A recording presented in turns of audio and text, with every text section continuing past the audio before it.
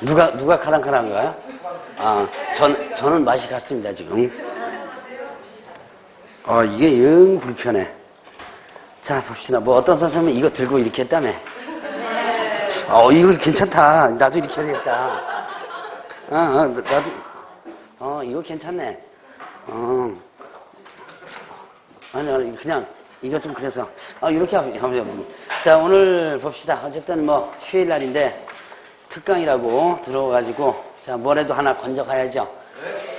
뭐, 건져갈 거 없어요. 오늘 배울 거는 지금까지 배웠던 거 그냥 복습한다. 라고 생각을 하시면 됩니다. 그래서 일단 여러분들이, 전체적으로 일단은 복습해가지고, 지금까지 배웠던 거 한번 기억을 되살려 본다고 생각하면 되고요. 그 다음에 뭐, 지금 이 프린트물 좀 보셨어요? 앞에만 좀 봤어요? 그 사이사이에 뭐가 하나씩, 예. 근데 그냥 문제가 똑같죠, 그냥. 다음 중 옳은 것은. 예? 다 답이에요? 설마 다 답은 안 해놨겠죠? 예, 그래서 요 사이사이에 좀 문제를 좀 풀어보세요. 이제 뭐, 쉬는 시간에 몇 문제씩 풀어보면 진도에 맞춰서 아마 나갈 수 있을 겁니다, 아마. 쉬는 시간에 한 5분씩만 풀어보세요. 5분씩만 하면 5문제씩은 풀겠죠? 한 번씩. 요 문제 형태가 이제 뭡니까? 제가 이제 여러분들 정규 시스템으로다가 이제 집어넣는데 특강을 안 하고 백선 문제 있죠. 저번에 얘기했었죠. 백선 문제 하면 다음 중 옳은 것으로 100문제 나온다고. 그게 이제 추석 지나고 아마 2주간 아마 그래서 제가 지금 그 생각 중에 있는데 10월 3일 날 이제 정규관이 됐죠. 내일도 한번 잠깐 좀 생각했다가 이제 얘기할 거예요. 10월 3일 날 하루, 10월 3일 날이 월요일이죠. 휴일인데 이날 아예 백선 특강을 몽창 한꺼번에 하루 만에 그냥 특강이 아니고 정규 강의를 해버리고 나도 하루 좀 일찍 쉬고 왜냐면 이틀 잡혀 있거든요. 이렇게 해서 동의원 모의고사 4주 잡혀 있고 그다음에 이제 뭐 다른 과목은 요약 정리할 때 저는 이제 백선 문제 갖고 하는데 그거를 아예 3일날 한꺼번에 해버릴까라는 생각도 지금 하고 있어요. 근데 이제 야간반이 문제죠. 야간반이 이제 휴일인데 아마 한꺼번에 하면 여러분들도 좋아요. 여러분들 한꺼번에 정리하면 좋은데 이제 문제는 야간반이 이거는 특강이 아니고 정규 반으로 편입시켜놨기 때문에 야간반에서 많이 못 든다. 한두 명 정도 몰라도 많이 못 든다 그러면 그냥 정규 시스템대로 해줘야 돼요. 어쨌든 이게 야간반에서 한번 물어보고 한번 하루에 한번 묶어서 한번 해볼까라는 생각이 들어요. 자, 어쨌든 그건 그거고. 자, 이제 봅시다. 지금 이 자료는요, 이제 여러분들이 요약집 몇 번 읽으라 그랬죠? 네, 10번 다 읽으셨죠? 이제 요약집을 10번을 읽으셨으면, 이제는 이거 가지고 최종적으로, 이제 시험장까지 가도 됩니다. 그래서, 요약집을 적어도 좀 읽어줘야 돼요. 읽어줘야지만, 이제 이게 왜 그러냐면, 여기에는 요약집에 나오지 않은, 요약집에 있는데 여기 없는 부분들이 많습니다. 그래서, 요약집을 기본적으로 읽고, 이건 아주 최종적으로 시험치기 마지막 반에 한번 훑어보는 그런 자료로 볼 수 있어요. 그러니까, 여기에 있는 내용이 다 요약집에 나오는 것은 아니죠. 이제 특강 자료라는 게, 중요한 부분만 정리해서 나온 것이니까. 그래서 이거는 마지막에 여러분들 한 번씩 정리해봐라. 그리고 이제 요약집을 쭉 보다가, 자, 보죠. 지금 1페이지 보니까, 자, 총칙 부분 나오죠? 자, 공인계사법의 최종 목적. 요번에 분명히 공인계사 최종 목적이 한번 나올 것 같은 느낌이 들긴 듭니다. 자, 그러면 최종 목적은 크게 4가지로 구분됐죠? 자, 공인중개사의 업무 등에 관한 사항을 정하여, 그 다음에 어떻게 한다고 했어요? 전문성을 제고하고, 그 다음에 부동산 중개업을 건전하게 육성하여 어떻게 한다고 그랬죠? 국민경제 이발점을 목적한다. 자, 이렇게 했죠. 자, 그러면 이때 이제 여러분들이 보죠. 4가지로 일단 구분된다. 뭐 이거는 필기할 필요는 없죠. 어차피 거기 다 있는 거니까. 자, 일단 첫 번째가 뭐였죠? 첫 번째가 공인중개사. 자, 공인중개사의 업무 등에 관한 사항을 정한다 그랬죠? 업무 등에 관한 사항을 정한다. 사항을 정함 이렇게 했습니다. 자, 그 다음에 또 두 번째가 뭐였어요? 전문성을, 예, 전문성을 뭐 한다? 제고한다 그랬죠. 그 다음에 세 번째가 뭐였죠? 세 번째가, 예, 일단은 공정하고, 자, 공정하고 아니죠? 부동산 중개업을 건전하게 유수한다 그랬죠? 공정하는 게 아니라, 자, 부동산 중개업을 건전하게 육성한다. 라고 했었습니다. 자, 그 다음에 또 하나 있죠? 네, 국민경제 어떻게 한다? 이바지한다. 이바지함을 목적으로 한다 그랬죠. 자, 일단 문구상에 변화상 여러분들이 공인중개사의 업무 등에 관한 설정한다. 요거를 자 개업 공인중개사의 업무 등에 관한 설정한다. OX 네, 틀리다 그랬죠. 자, 일단 여러분들이 공인중개사 하면 세 가지가 있죠. 그냥 공인중개사, 그 다음에 개업공개사, 소속공개사. 그 용도별로 여러분들이 하나하나 다 쓸모 있는 부분들이 있습니다. 엉뚱한 데 집어넣으면 안 된다 그랬죠. 그래서 자 일단 개업공개사에 이렇게 하면 틀리다라고 했습니다. 자, 그 다음에 전문성을 어떻게 한다? 제고한다. 자, 이거는 예를 들어서 자 공신력 제고한다. OX 네, 틀리다. 옛날에 중개사법에 제정 목적이었었어요. 공신력 제고가. 근데 지금은 일단 없습니다. 그래서 전문성을 제고한다라고 했었고요. 자, 부동산 중개업을 어떻게 한다? 건전하게 유수한다 그랬죠. 자, 부동산 중개업을 이걸 뭐 공정하게 이렇게 하면 틀리죠. 자, 그 다음에 또 부동산업을 이렇게 하면 이것도 틀리다 그랬죠. 자, 이런 문구 변화들. 자, 그 다음에 중개업을 했습니다. 중개 업무를 건전하게 유수한다. 이렇게도 틀리다 그랬죠. 자, 지금 이런 것들이 하나하나 이런 이제 눈에 들어와야 되고, 문장을 읽을 때, 지문 문장을 읽을 때, 이제는, 요런 것들이 눈에 들어와 줘야지만 됩니다.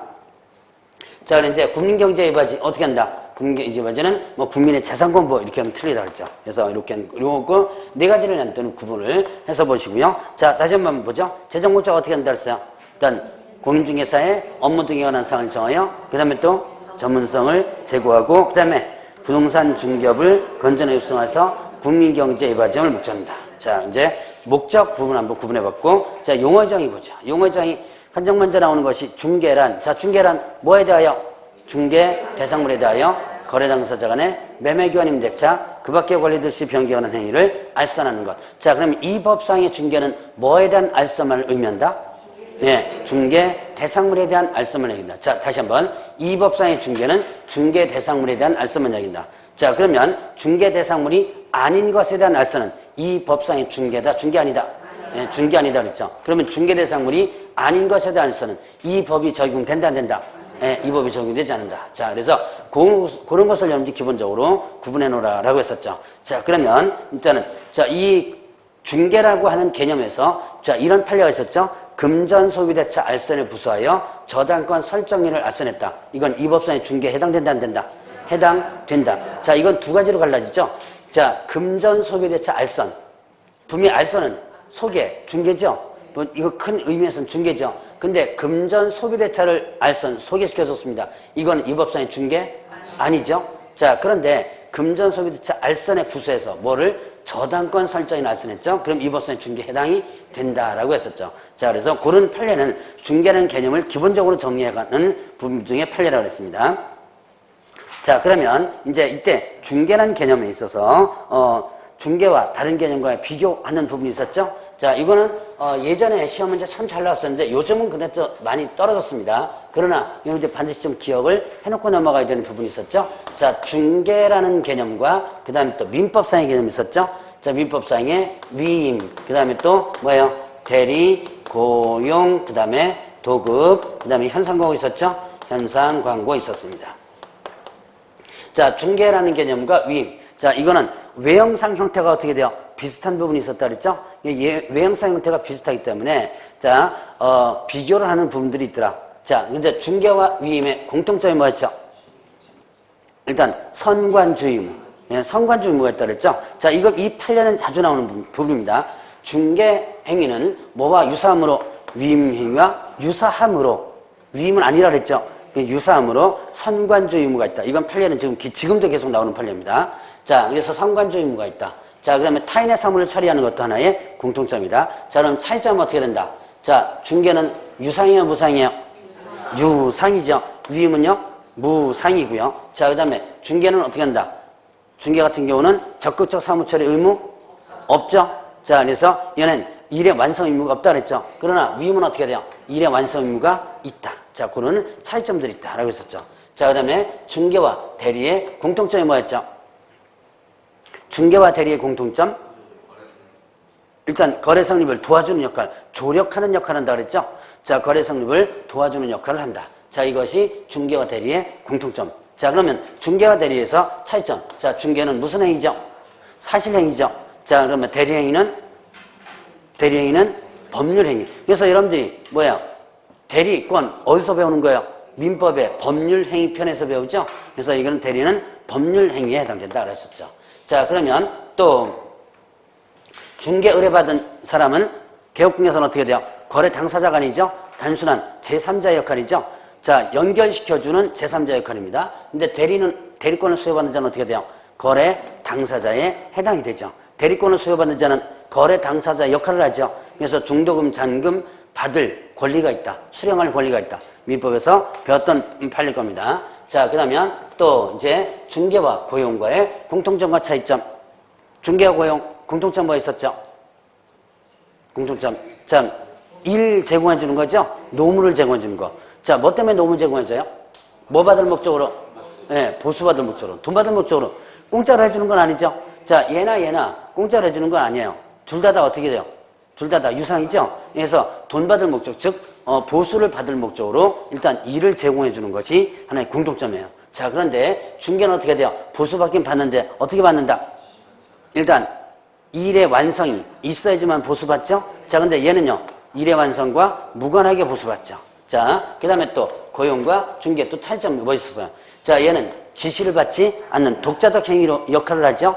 자, 근데 고용은요, 지시를 받는 역할을 한다. 자, 지시를 받는다라고 했었죠? 자, 그런데 또 중개와 도급과의 공통점과 차이점. 자, 일단 중개와 도급의 공통점 뭐 있었어요? 일단 일의 완성이 있어야지만, 자, 일의 완성이 있으면 뭘 받는다? 보수를 받는다. 이게 중개와 도급의 하나의 공통점으로서 볼 수 있죠. 자, 그럼 이제 중개와 도급의 차이점이 있었죠. 자, 차이점은 일단은 자, 도급 같은 경우는 일 주는 사람 도급인이 있고요. 그다음 일 받는 사람 수급인이 있었습니다. 자, 그러면 이 수급인은 일의 완성 의무가 있죠. 자, 도급인은 수령 의무가 있죠. 자, 그런데 자, 여기서 중개에 대비해서 보죠. 자, 일 받는 사람 역할을 누가 하죠? 일 받는 사람 역할 개업 예, 공인중개사 하죠. 일 주는 사람 역할 누가 하죠? 의뢰인이죠. 자, 의뢰인이 일을 주는 역할을 하는 거죠. 자, 그럼 개업공개사는 일의 완성 의무가 없죠. 자, 그 다음에 또 의뢰인은 수령 의무가 없죠. 그 수령 의무가 없다는 뜻은 무슨 뜻이라고 그랬죠? 수령 의무가 없다는 뜻은 이 개업공개사가 소개를 시켜줬죠. 근데 그 소개시켜준 둘이 반드시 거래해야 되나요? 네, 그건 아니죠. 그게 수령 의무가 없다는 뜻입니다. 자, 그 다음에 또 차이점. 자, 여기에서 이 도급은 하자가 발생하면 어떻게 돼요? 대금, 감액을 청구할 수 있죠? 자, 이건 하자가 발생하면 대금, 감액을 청구할 수 있다. 제가 아마 이거, 인형에 눈알 붙이는 얘기했을 거예요, 아마. 예, 1000개, 자, 인형 1000개 받아옵니다. 받아서 눈알 붙이는데, 자, 며칠까지 눈알 붙여서 납품하라고 하면 해줘야죠. 이거는 여러분들이 부업 한번 해보시면 알 거예요, 아마. 자, 그럼 며칠까지 눈알 붙여가지고 납품하라 그러면 그게 뭐가 되는 거? 일의 완성, 뭡니까? 완성 의무가 있는 거고, 그럼 납품하면 회사에서는 어떻게 돼요? 받아줘야지면 됩니다. 받을 의무가 있어요, 이거는요. 이게 뭐다? 수령 의무가 있는 거예요. 근데 받을 때 그냥 받는 게 아니라 그랬죠? 쫙 펼쳐놓고 어떻게 돼요? 불량품 골라내죠? 앞에 붙일 거, 뒤에 붙인 거 다 골라낸다 그랬죠? 그래서 골라내고 나서 거기에 대한 대금을 어떻게 돼요? 잘라버리죠. 대금을 안 주죠? 자, 이거는 하자가 발생하면 대금을 감액할 수 있는 특징이 있다. 자, 근데 이거는 어떻게 된다 그랬어요? 중개는, 자, 하자가 발생했습니다. 대금 감액 청구할 수 없죠. 자, 개업공개사의 고의과실로 거래계약이 무효 취소 해제됐습니다. 중개보수 받을 수 없죠. 이거 하자 발생한 거죠, 분명히. 자, 이거는 대금을 아예 받을 수 없는 거죠. 그런 차이점이 있다 그랬습니다. 자, 그 다음에 또 현상광고와 중개의 공통점과 차이점. 자, 현상광고는 어떻게 되죠? 현상광고는 일단은 공통점부터 보죠. 공통점은 뭐예요? 일의 완성이 있어야지만 보수받는다. 자, 현상광고는 청약을 어떻게 한다 그랬어요? 네, 불특정 다수인에게 전부터 붙여놓은 지나가는 모든 사람에게 청약한다 그랬죠? 불특정 다수인에게 청약한다 그랬습니다. 자, 그 다음에 또 중개는 어떻게 한다? 청약을 특정인에게 하죠. 자, 그 다음에 또 차이점. 현상광고는 무슨 계약이죠? 묘물계약, 편무계약이죠. 자, 중개는요? 예, 쌍무계약이고 낙성계약 이렇게 되죠. 자, 그래서 그런 차이점들을 구분해 보면 됩니다.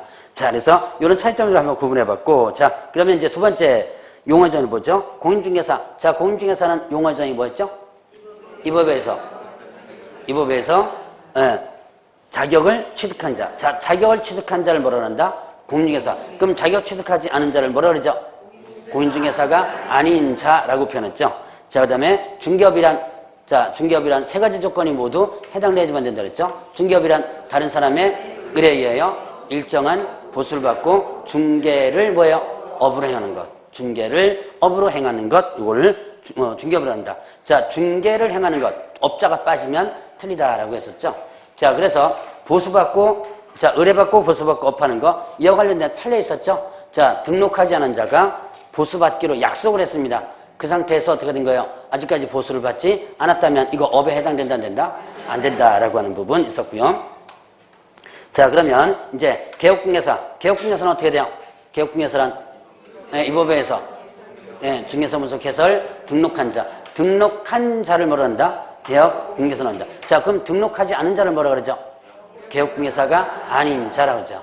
자, 그러면 이때 개업공개사는 일단은 법인인 개업공개사, 그 다음에 공인중개사 개업공개사, 그 다음에 부칙이 있었죠? 이렇게 세 가지가 있었는데, 자, 법인은 다시 일반 법인과 그 다음에 뭘로 나눠져요? 특수법인으로 나눠지죠. 자, 그러면 법인에 있어서 특수법인을 한번 볼까요? 자, 일단은 특수법인 하면 다른 법률에 다른 법률에 의해 어떻게 한 거예요?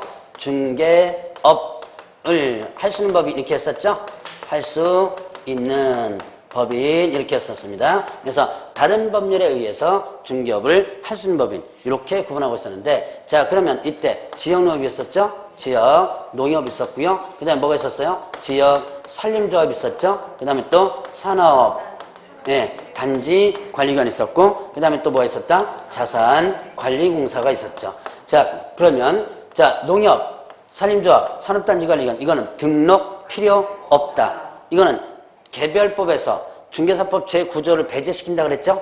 등록 안 하고도 바로 중개업을 했었는데 얘는 어떻게 돼? 등록을 해줘야지만 된다. 자, 그 다음에 또 이제 얘네들은 중개사법에서 두 가지 적용을 배제시키죠. 법인의 등록기준 적용 배제되죠. 등록기준 안 갖춰도 되고요. 그 다음에 분사무 책임자 공인중개사가 아니어도 된다. 두 가지 배제시킵니다. 자, 그 다음에 또 이 지역농협동조합은 어떻게 돼요?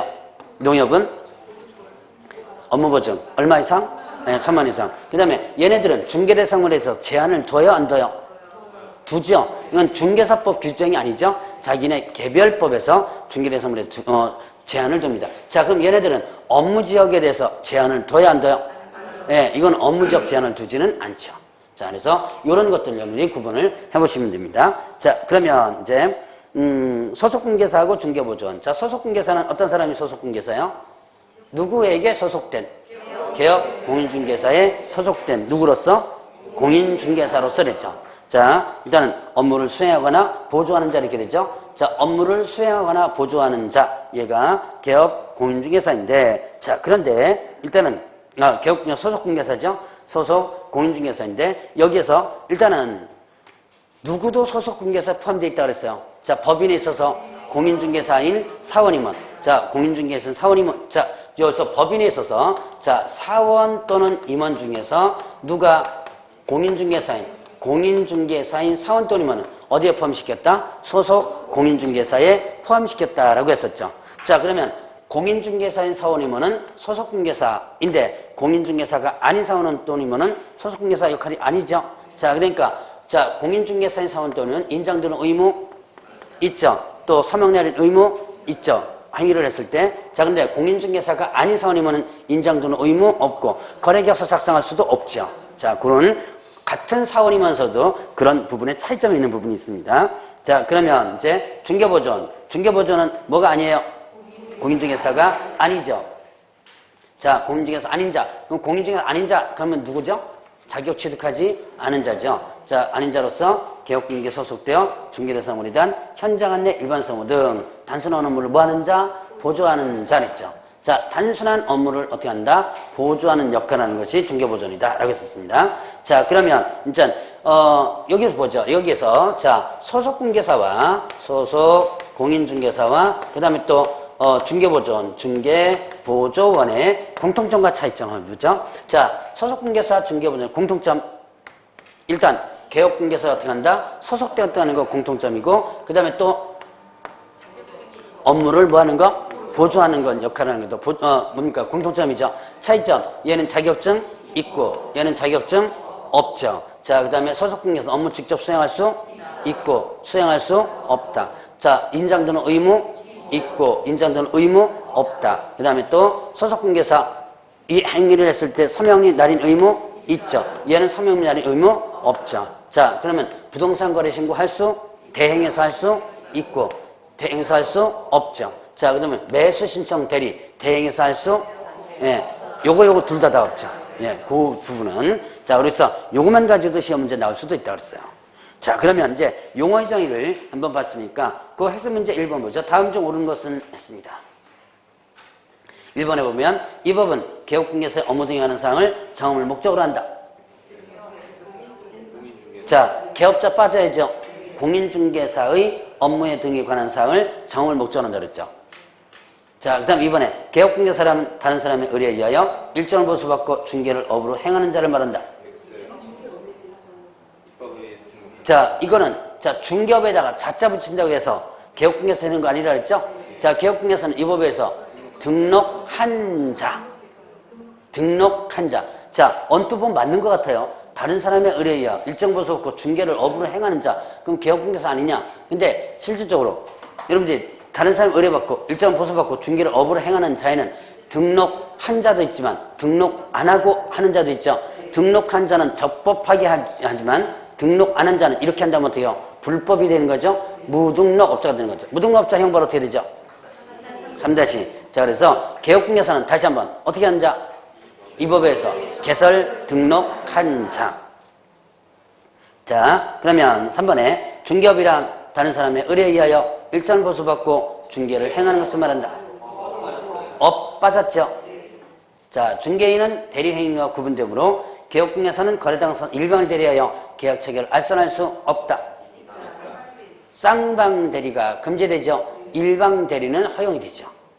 자, 등록하지 않은 자가 중개인을 하면서 보수를 현실적으로 받지 아니하고 그에 대한 보수를 약속 요구하는 데 그친 경우 중개업이 아니다.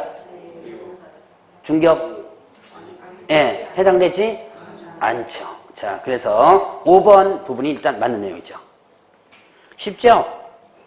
이제 이 앞에는 쉬워요. 앞에는 이제 뒤로 나가면 조금 이제 헷갈리는 문제 나오는데, 자, 공인중개사 정책심의위원회 보죠. 자, 공인중개사 정책심의위원회 보면, 자, 심의위원회 설치 어디다 가는 거예요? 국토교통부에. 자, 둔다 둘 수 있다. 네, 국토교통부에 둘 수 있다 그랬죠.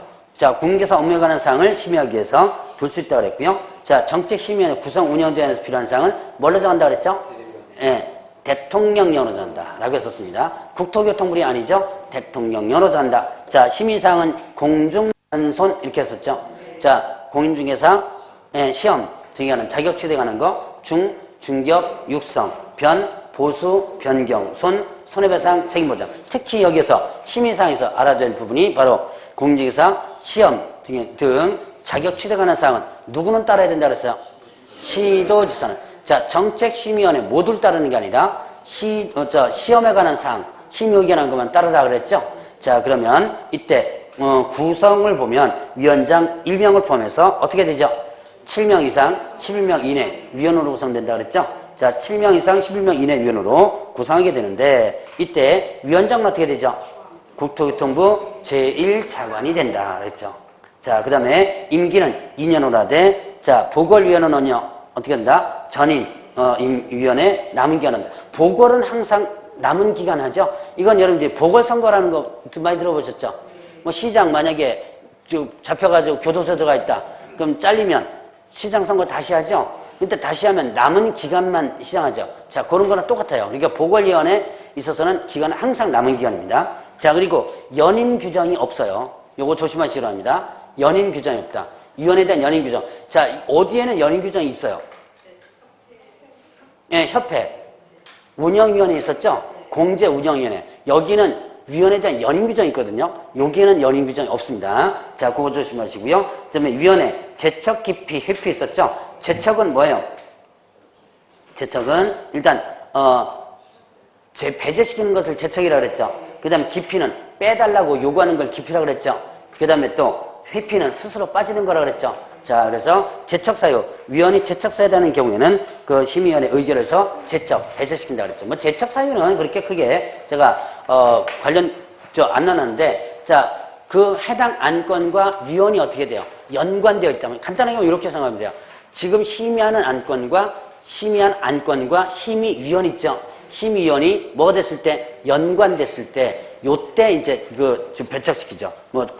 친척이었거나 가족이었거나 이런 사람들이 있었죠. 자, 그 다음에 회피. 자, 일단, 안건의 당사자는 공정한 심의하기 어려운 부분이 있을 때, 그걸 뭐하라?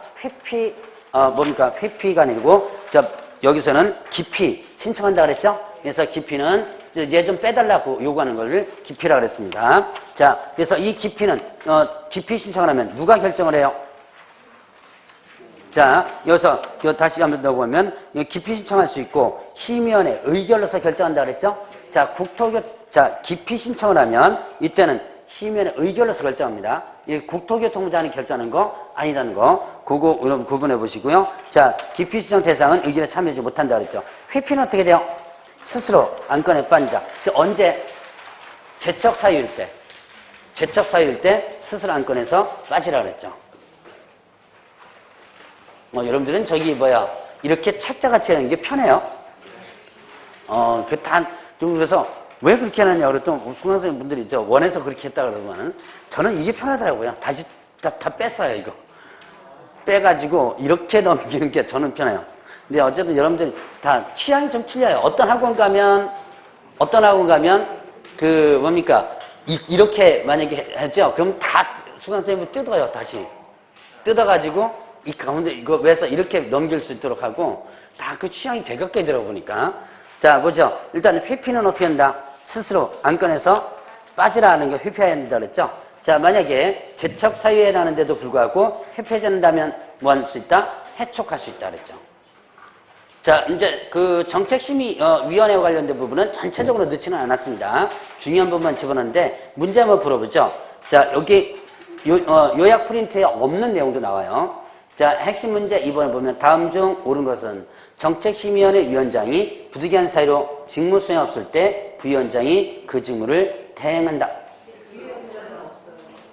자, 지금 여기 없는 것도 나온다 그랬죠? 자, 일단 문제로서 대체시키는 거예요. 자, 지금 정책심의위원회 보면 부위원장 제도가 없다. 다만, 그러면 부득이한 사유로 직무 수행할 수 없을 때는 어떻게 하느냐? 미리 지명한 자가 있다 그랬죠? 미리 지명한 자가 대행하는 것이지 부위원장 제도가 없다 그랬어요.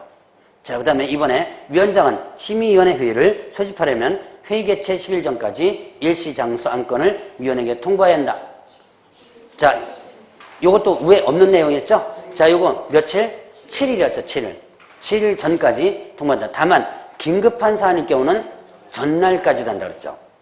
자, 그 다음에 3번에 위원장은 심의에 필요하다고 인정하는 경우 관계 전문가를 출석하게 하여 의견을 듣거나 의견을 제출을 요청할 수 있다. 예, 자 3번이 맞는 내용입니다. 자 1번, 2번, 3번은 무해 지금 내용이 없던 내용입니다. 자 일단은 없는 내용을 문제를 일단 구성해놨어요. 자 위원장은 심의에 필요하다고 인정되는 경우에 관계 전문가 출석하기 위해서 의견을 듣거나 제출을 요청할 수 있다. 자 3번이 맞고요.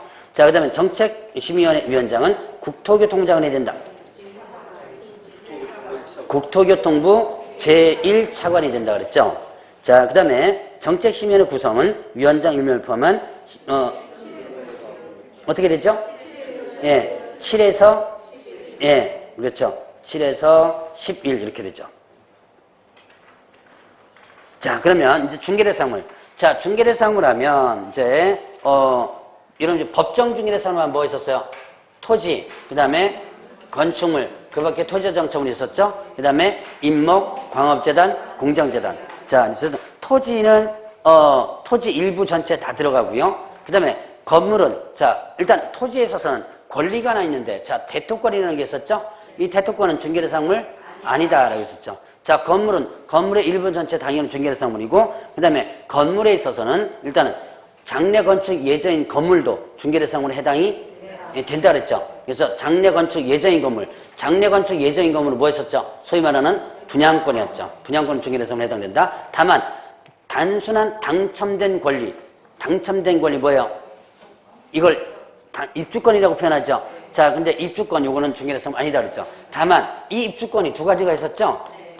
입주권이 두 가지가 있었는데, 자, 뭐 있었어요? 일단 소위 말하는 당첨권 이것도 입주권이라고 표현했고, 그 다음에 도정법상의 입주권이 있었죠.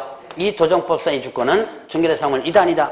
이다. 자, 이거는 아직까지 동호수가 특정되지 않았죠. 그 다음에 분양계약도 체결되지 않았죠. 그런데도 중개대상물이다. 왜냐? 이미 여기에 들어가겠다고 어떻게 돼요? 확정되어 있는 상태죠. 동호수가 추첨이 딱 되는 순간에 어떻게 돼요? 여기 들어간 걸로 완전히 확정되기 때문에 이거는 중개대상물에 해당이 된다라고 했었죠. 그래서 그런 구분을 해놓고, 자, 그 다음에 임목, 광업재단, 공장재단 보죠. 자, 임목, 광업재단, 공장재단은 여러분들 그 요약 프린트에 있는 부분을 보면, 임목은 어떤 법에 의한 근거돼요? 임목에 관한 법률이 있죠? 임목에 관한 법률에 의해서 이제 되게 되는데, 자, 임목 등록 원부에 등록된 것에 한해서 뭐가 된다? 등기할 수 있다. 자, 그래서 임목 등기하려면 기본적으로 어디에다가 해줘야 돼요? 임목 등록 원부에 등록된 것에 한해서 할 수 있다 그랬습니다. 자, 그러면 이때 임목 등기를 하게 되면 어디에 기재된다? 토지등기부 어디에? 표제부에. 자, 토지등기부 표제부에 등기 번호와 그 다음에 또 등기 여부가 기재됩니다. 자, 그러면 이때 자, 토지등기부 표제부에서 자, 임목 소유자를 요거 확인할 수 있을까요, 없을까요? 자, 토지등기부 표제부에서 지금 임목 등기 여부가 여기에 기재된다 그랬죠? 이때 임목 소유자를 확인할 수 없다. 자, 등기 번호만 기재된다 그랬죠? 그럼 이 등기 번호를 근거로 해서 임목 소유자는 그럼 뭘 확인해 줘야 돼요? 임목 등기부를 확인해 줘야지만 되죠. 그걸 통해서 소유자를 확인할 수 있습니다. 자, 그러면 이제 그 외에도 이제 저당권 설정합니다. 저당권 설정할 때 어떻게 한다 그랬어요? 보험 들으라 그랬죠? 여기서 조심할 것은 임목 등기할 때 저당권 설정이 아니었죠? 임목 등기할 때 저당권 설정해야 한다고 하면 틀립니다. 임목 등기 해놓고, 제가 보험, 저당권 설정 아니고 보험 얘기를 했는데, 자, 임목 등기할 때 보험 들으라. 자, 임목 등기할 때 보험 들으라 그러면 틀리다 그랬죠? 자, 뭐 할 때 보험 들으라?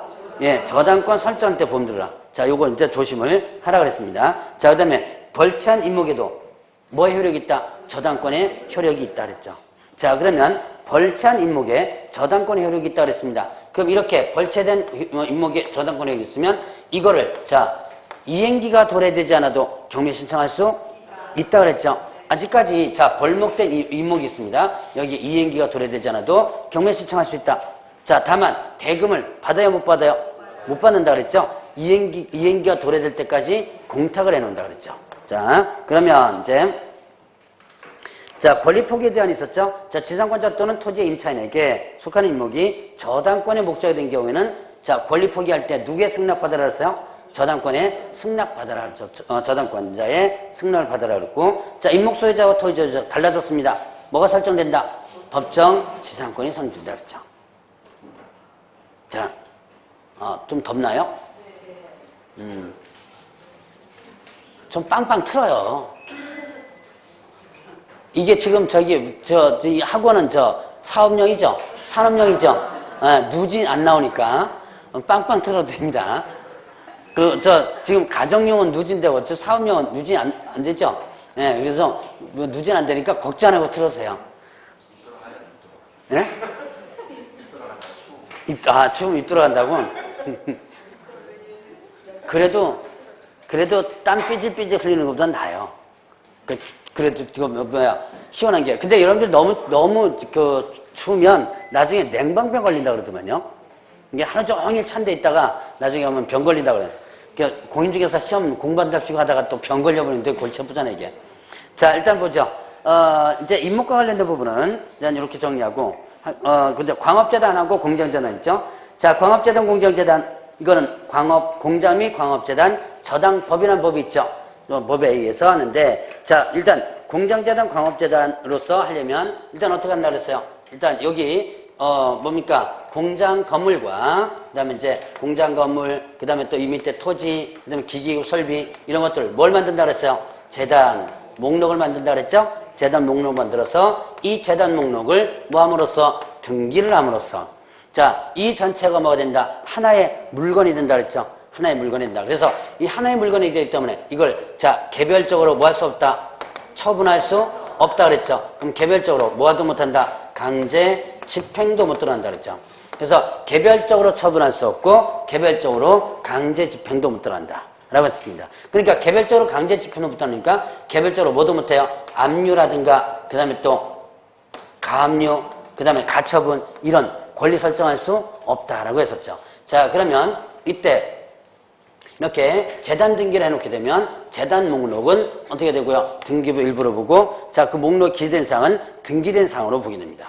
자, 그러면 이제 그 외에도 자, 여기에 거 일단은 이 여러 개의 공장 자, 이 재단과 관련된 부분에서는 여러 개의 공장을 하나의 재단으로 구성할 수 있다 그랬죠. 여기 여러 개의 공장을 하나로 묶어서 재단은 하나의 재단으로 할 수 있고요. 이때 소유자가 각각 틀립니다. 공장 소유자가 각각 틀려요. 하나로 묶어서 할 수 있다 그랬죠. 하나로 묶어서 할 수 있습니다. 자, 소유자가 각각 틀려도 하나로 묶어서 할 수 있다. 자, 서로 합의만 하면 되죠. 하면 하나로 묶어서 재단 등기를 할 수 있고요. 이때 여러 개의 공장을 한꺼번에 묶어서 재단 등기를 했는데 나중에 경매 들어가죠. 경매 들어갈 때 어떻게 한다? 분리해서 즉 개별 매각할 수 있다라는 부분이 있었어요. 자, 그러면 결국은 자, 이런 공장재단과 광업재단 이거 재단 등기한 이유가 뭐랬어요? 저당이 주목장이라고 그랬죠. 자, 그래서 자, 이 재단 등기를 놓고 저당권을 설정하지 않는다면 몇 개월 이내? 10월 이내 저당권을 설정하지 않으면 어떻게 된다? 그 재단 등기 효력이 소멸된다라고 했었죠. 자, 그래서 그런 부분을 여러분들이 기억을 해놓으면 됩니다. 자, 그러면 이제 중개대상물이 될 수 없는 것을 보죠. 자, 거래가 불가능한 것, 국유재산 중 행정재산, 보존재산, 뭐 이런 것들, 미채굴 광물, 무주부동산, 이런 것들 중개대상물 해당되지 못하죠. 공도, 하천, 국권에 편입된 하천이라든가 이런 것들요. 자, 그 다음에 개입 여지가 없는 거 뭐 있어요? 자, 경매, 공매 대상 부동산, 상속, 증여, 자, 증여, 상속되는 부동산들이 있고요. 자, 그 다음에 법령에서 정하지 않은 것들, 중개대상 아니죠? 선박, 항공기, 건설기계, 뭐 이런 것들, 중개대상물이 아니다 그랬죠. 자, 그럼 여기서는 다른 거는 여러분들이 뭐 그렇게 크게 구분 안 해도 되는데, 자, 아직도 이제는 이해를 하고 넘어가야죠. 자, 경매 대상 부동산, 그 다음에 또 경매 등기가 있는 부동산, 이게 무슨 얘기 하려는지 대충 아시겠죠? 자, 이게 아직도 헷갈려 하는 사람들이 많습니다. 자, 경매 대상 부동산, 이거 중개대상물. 자, 대상물에 해당된다, 안 된다? 안 된다. 경매 등기가 있는 부동산, 중개대상물 해당이 된다. 자, 근데 분명히 표현은 틀린데 물건은 하나의 물건이라고 그랬죠? 하나의 물건을 가지고 상황에 따라서 표현을 틀리게 한 거예요. 자, 경매 대상 부동산은 법원과 그 다음에 또 뭐다? 매수자 사이에서 공개 매각을 통해서 파는 것이고, 자, 그 다음에 또 경매 등기하는 부동산 누가 가지고 있는 거? 소유자가 어떻게 돼요? 가지고 있는 거죠. 자, 물건 하나를 가지고 자, 법원에서 지금 진행되어 있는 상황과 소유자가 가지고 있는 상황, 두 상황을 상황에 따라서 어떻게 한다? 표현을 틀리게 한 거죠. 법원에서 지금 진행되는 상황은 대상부동산이죠. 이거는 중개대상물 이다 아니다? 왜 아니다? 이유. 경매 들어갔으니까? 이유가 간단하죠. 왜? 법원과 매수자 사이에서요. 개업공개사 끼어들 수 있어 없어요? 없죠. 끼어들 수. 이거는 알선은 이거는 중개가 아니라 그랬죠. 자, 이거는 끼어들 수 없기 때문에 이건 중개대상물이 아니다. 자, 그럼 소유자가 가지고 있습니다. 이거 가지고 있는 상황, 내가 가지고 있는 물건에 지금 경매 등기가 와 있는 상태죠. 제가 중개대상물 이다 그랬죠. 왜 이다? 이유. 이거 팔 수 있어 없어요? 있다 그랬죠. 자, 내 목적물에 경매 개시결정이 들어와서도 처분할 수 있다라고 했습니다. 그럼 처분할 수 있으니까 어떻게 돼요? 이거는 중개대상물에 해당이 되죠. 자, 그러면 이때 위험하죠. 경매 등기가 이미 있으면 이거 만약에 매매했다가 나중에 최종적으로 매각이 되면 이 매수자 대항할 수 없습니다. 위험하니까 경매를 뭐 하는 조건으로? 취하하는 조건으로 해줘야죠. 이때 경매 취하는 언제까지 할 수 있다? 경매 취하는 몇 번 얘기했는데 또 까먹죠. 경매 취하는 언제까지 할 수 있다? 대금 완납 전까지 할 수 있다 그랬죠. 소유권 넘어가기 전까지 할 수 있다 그랬죠. 대금 완납 전까지 취할 수 있다. 다만 이때 최고가나 차순위가 있죠. 최고가나 차순위 매수인권이 있습니다. 그러면 경매 취할 수 있어 없어요? 자, 다시 한번 경매 취하는 언제까지 할 수 있다. 이 시험 문제 나와요. 이거 나온다고 해야지만 이게 좀 자, 대금 완납 전까지 경매 취하를 할 수 있다 그랬죠. 이때 이 최고가 매수 신고인 차순위 매수 신고인이 있습니다. 그럼 경매 취할 수 있죠? 있죠? 예, 다만 이 사람이 뭘 받으라 그랬어요? 예, 동의서를 첨부하라 그랬죠. 자, 그까지는 여러분들 기억을 좀 해놓으라 그랬습니다. 자, 그러면 이제 핵심 문제 3번 보죠. 다음 중 옳은 것은 자, 주택이 철거될 경우 일정한 요건하에 택지개발지구내 이주자 택지를 공부할 수 있는 지위, 대토권, 중개대상으로 해당 안 된다. 콘크리트 집안 위에 쉽게 분리철거가 가능한 볼트 조립 방식으로 철제 파이프 기둥을 세우고 지붕을 덮은 다음 3면에 천막을 설치한 세차장 구조물 중개대상물 아니다. 자, 이게 왜 중개대상물에 되지 않죠? 일단 자, 아까 건물에서 제가 설명을 안 드리고 넘어갔지만 자, 일단 이 법상의 중개대상물이 되기 위해 건물이 이 법상의 중개대상물이 되기 위해서는 민법상 부동산, 민법상 건물이 해야지만 된다 그랬죠. 민법상 건물이 조건이 어떻게 됐죠? 네. 자, 지붕, 벽, 그 다음에 기둥 있어야 되고, 주벽 이루어져야 되고, 그 다음에 또 지붕이 있어야지만 되죠. 이 세 가지가 모두 해당되지만 되죠. 근데 그게 아니라면 일단 중개대상물이 아니다. 자, 세차장 건물이, 구조물이 그게 아니라는 얘기죠. 그러니까 세 가지 조건이 모두 해당되지 않은 건축물에 해당되지 않는다. 그래서 중개대상물이 아니라 그랬습니다. 자, 그 다음에 3번에 공장 소유자는 하나 또는 둘 이상의 공장으로 재단을 설정하여 저당권의 목적을 할 수 있다. 예, 3번이 맞는데요. 자, 그 다음에 4번에 임목으로 소유권 보존되게 하려면 임목을 보험에 붙여야 한다. 그렇죠. 자, 보험에 보험 들으라는 얘기는 언제 보험 들으라는 얘기? 저당권 설정할 때 임목 등기가 경유되면 토지 등기부상 갑구에 임목 등기 번호가 표시된다. 예, 표제부에 표시되죠. 자, 그러면 이제 공인중개사라는 부분 보죠. 공인중개사. 자, 이제 공인중개사 시험제도 관련된 부분이죠. 자, 시험 시행기관은 원칙적 시험 시행기관과 그 다음에 또 예외적 시험 시행기관으로 나눠지죠. 원칙적 시험 시행은 어디? 시도지사죠. 그래서 공인중개사가 되고자 하는 자는 누가 시행하는 시험에? 시도지사가 시행하는 시험에 합격해야 된다. 라고 했었죠. 자, 그러면 예외적 시험 시행으로 뭐가 있다? 국장이 시험 수준의 균형 유지를 위해서 직접 출제하거나 시행할 수 있다. 이렇게 직접 출제 시행하고자 할 때는 어떤 과정을 거친다고 했어요? 미리 정책심의원의 의결을 거친다라고 했었죠.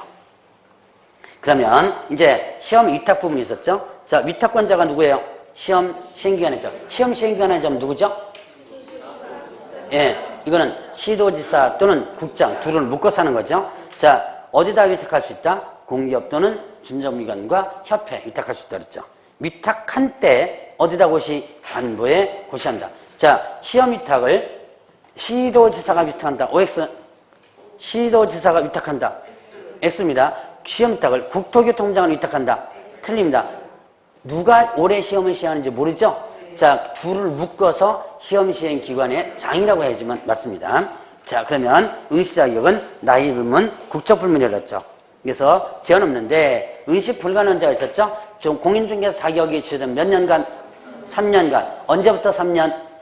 취소된 날로부터 3년. 자, 그 다음에 부정행위를 하면 어떻게 돼요? 부정행위자는요? 5년간. 그 부정행위는 자, 시험은 뭐가 되고? 무효가 된다 그랬죠? 무효 처분되고 그 다음에 또 그 무효 처분한 날로부터 몇 년? 5년 이렇게 되죠. 자, 그래서 부정행위는 시험을 무효로 합니다. 그 다음 무효 처분을 받은 날부터 5년간 이렇게 되죠. 시험을 응시하지 못한다. 자, 다시 한번 요거는 시험 문제 참 잘 나오는 것 중에 하나. 자격 취소되면 몇 년간 시험 응시 못하고 3년이고요. 자, 그 다음에 또 부정행위를 하면 무효 처분을 받은 날부터 5년 시험 응시하지 못한다라고 하는 거. 자, 그러면 시험 시행은 어떻게 돼요? 매년 1회 이상 실시한다 그랬죠? 1회 이상을 실시하는데 다만 부득이한 사유가 있는 경우는 그래 시험을 실시하지 않을 수 있다. 부득이한 사유가 있다면 실시하지 않을 수 있는데 이때 어떤 과정을 거친다? 예, 공중개사 정책심의위원회 의결을 친다. 자, 그러면 이제 1차 시험 불합격한 자 2차 시험은 어떻게 된다 그랬어요? 무효다. 자, 일단 동시에 실 때죠? 동시에 실시할 때 1차 시험 불합격한 자 2차 시험은 일단 무효가 된다. 열심히 뭐 공부하시라? 1차 열심히 일단 공부하고 계시죠? 예, 공부 열심히 하고 계시라고 믿습니다. 아직도 뭐 공부해줘야 돼요? 1차, 무조건 1차. 물론 1차 합격자 빼고는. 1차 합격자는 무슨 과목 공부해줘야 돼요? 중개사법 말고 공법 공부하세요. 괜히 중개사법 75점 맞고, 그 다음에 또 공법 40점 맞아가지고, 아니, 공법 40점에 35점 맞아가지고, 중개사법 80점 맞고요. 그 다음에 공법 35점 맞습니다. 그래 놓고 무슨 과목 때 떨어졌다 그래요? 예, 중개사법. 이거, 과락 나온 건 상관 안 하고 무조건 뭐 때문에 떨어졌다? 중개사법 때문에 떨어졌다 그럽니다. 자, 공법은 일단은 최소한 점수가 나와주면 되죠? 그러니까 1차 합격자분들은 우선 뭘 공부하시라? 1차 합격자분들 우선 뭐 공부하시라? 공법 공부하세요, 공법. 자, 공법은 최소한 몇 점 정도 나와줘야 돼요? 공법 선생님 때 이릅니다. 3점 나왔다고. 3점만 묵묵하자고. 자, 최소한 몇 점? 네, 50점 맞아야 돼요. 공법 선생님 몇 점 맞으라 그래요? 60점 맞으라 그래요? 얘기 안 해줘요? 예, 뭐, 얘기 안 해주면 다행이고. 자, 예? 중개사법이 다 해결한다고?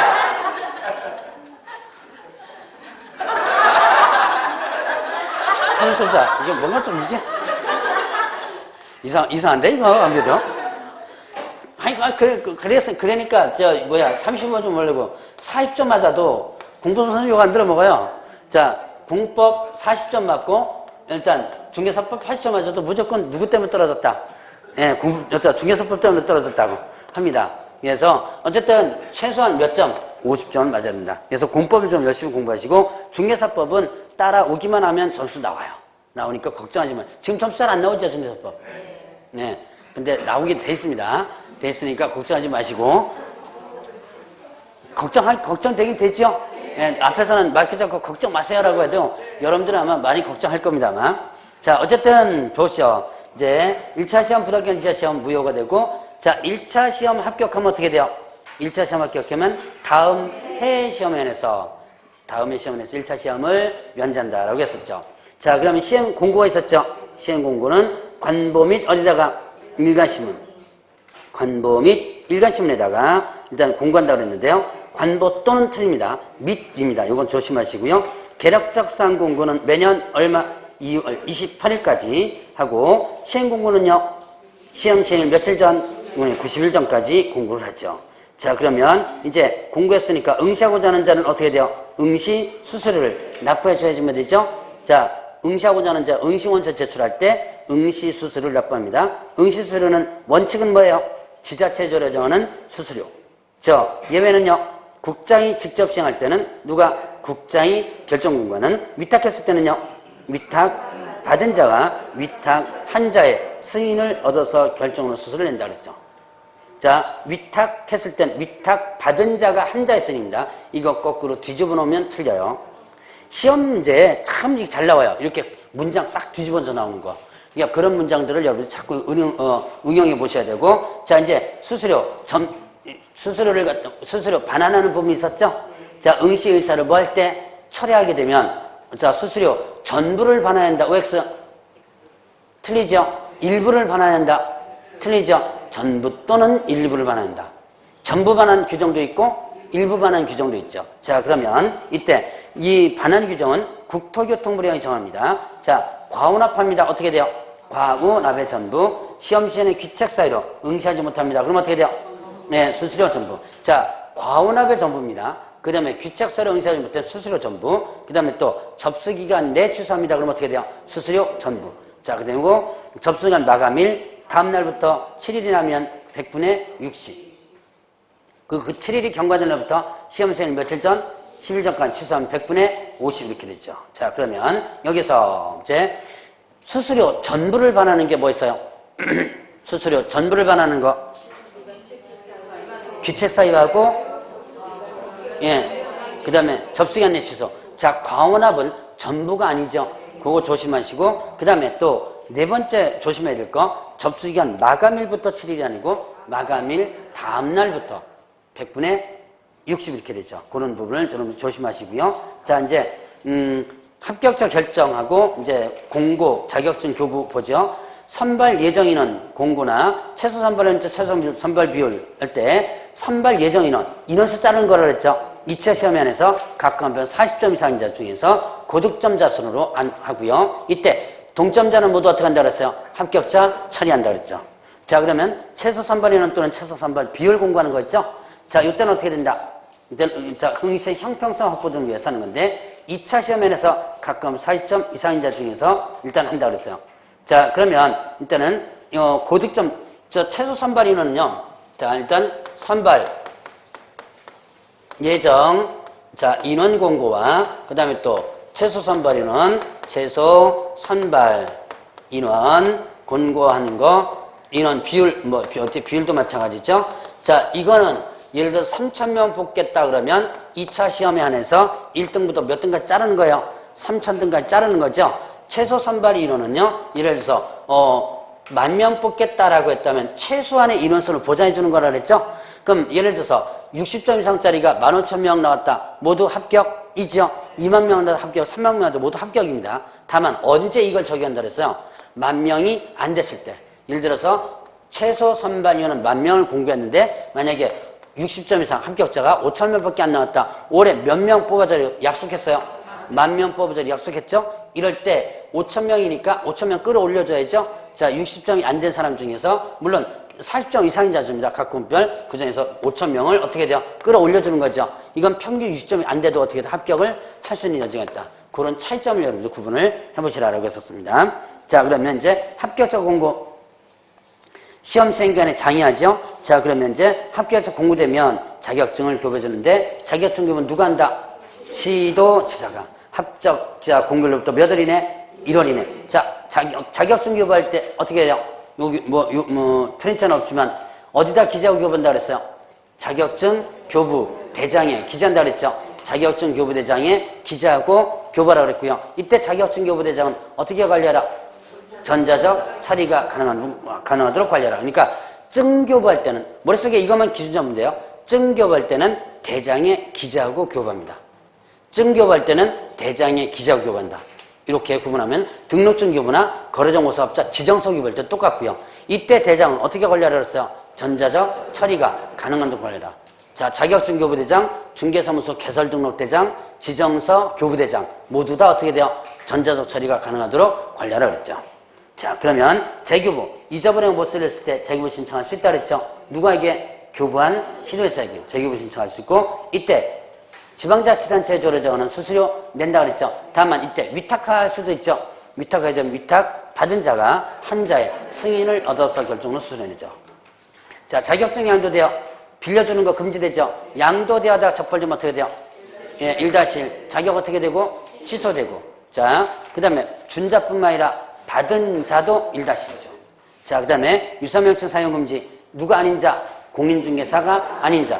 공인중개사 아닌 자는 공인중개사 또는 이화에서 명칭 사용하면 안 된다 그랬죠. 위반 시 아닌 자가 명칭 사용하면 1-1 부분이었죠. 자, 보죠. 핵심 문제 보겠습니다.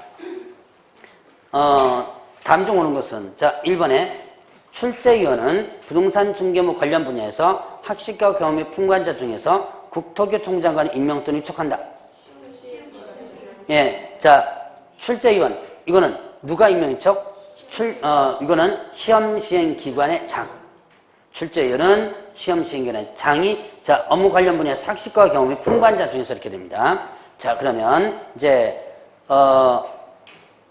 이번에 보면 시험시행기관의 장은 시험시행일로부터 1월 이내 공인중개사 자격증을 교부해야 한다.